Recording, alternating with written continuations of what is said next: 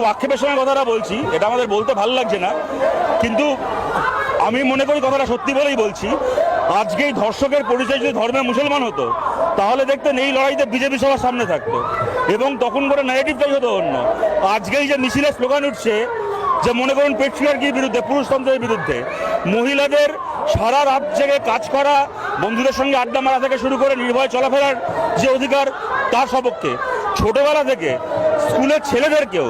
পুরুষদেরকেও যাতে gender sensitive করে বড় করা যায়, তার সিলেবাস থেকে শুরু করে বাড়িতে বাবা মার তাকে দেওয়া শিক্ষা থেকে শুরু করে সব কিছুর মধ্যে যাতে লিঙ্গ সাম্যতার একটা চেতনা থাকে, সেইটাকে কিভাবে করা যায়, আজকে এই প্রশ্নগুলো এই লড়াইতে আসে। আর যদি এখানে ভিকটিম তিনি হিন্দু হতেন আর পারপেট্রেটর মুসলমান হতেন, তাহলে বিজেপি সবার আগে চলে আসতো এবং তখন এই লিঙ্গ বৈষম্যের বিরুদ্ধে লড়াইয়ের প্রশ্ন, লিঙ্গ সমতার প্রশ্ন, মহিলার সমানাধিকারের প্রশ্ন থেকে শুরু করে এই কোনো প্রশ্ন আর প্রাসঙ্গিক থাকতো না। তখন খালি এই ধর্ম ভালো, ওই ধর্ম খারাপ, একে এনআরসি করে তাড়িয়ে দাও, ওকে ফাঁসি দিয়ে দাও, ও আব্দুল চাচার খাটে ওর জন্ম হয়েছে, এইগুলো তখন ফেসবুকে চলতো। সুতরাং এইটা গোটা বাংলার মানুষকে আমরা আবেদন করছি, দেখুন, যে লড়াইয়ে জাত ধর্মের ভেদাভেদ থাকে না, সেই লড়াইয়ে বিজেপি থাকে না, আর সেই লড়াইয়ে মানুষ জেতে।